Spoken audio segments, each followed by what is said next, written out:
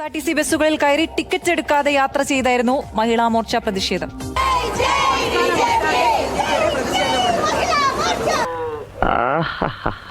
അവറ്റകളുടെ കരച്ചിലേക്കാൻ തന്നെ എന്തൊരു സുഖം, എന്തൊരു സംഗീതാത്മകം. സർക്കാർ വരുന്നതും വരാതിരിക്കുന്നതും നമ്മളെ ബാധിക്കുന്ന ഒരു കാര്യമല്ല. അല്ലെങ്കിലും ഞാനിവിടെ വന്നപ്പോ മുതല് റോസ് എന്നെ വിട്ടിട്ട് പീഡിപ്പിക്കല്ലേ.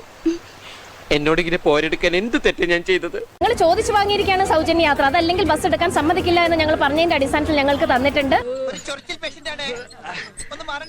ഞാൻ ടിക്കറ്റ് കൊടുത്തു. ഓർഡർ ഇല്ലാതെ എനിക്ക് ഫ്രീ ആയിട്ട് കൊണ്ടുപോകാൻ പറ്റുമോ? പിന്നെ എനിക്കൊരു അന്വേഷണം വന്നാൽ ഞാൻ ഉത്തരം പറയേണ്ടി വരൂലേ? ആ പൈസ ഇപ്പൊ ആ സങ്കടം ഈ നെഞ്ചിനകത്ത് മാത്രമേ ഉള്ളൂ.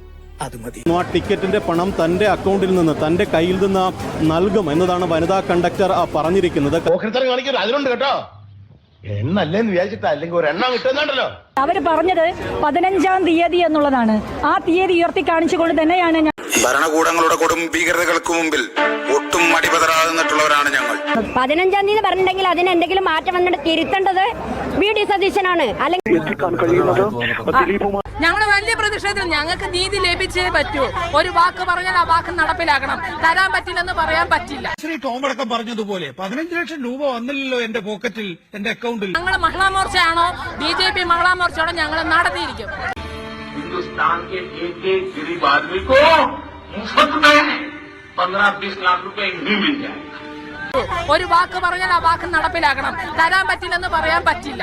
അടിച്ച് നിന്റെ 32 പല്ലും കളഞ്ഞു കൊന്ന് കായൽ താഴ്ത്തും. Este culo es un bombón y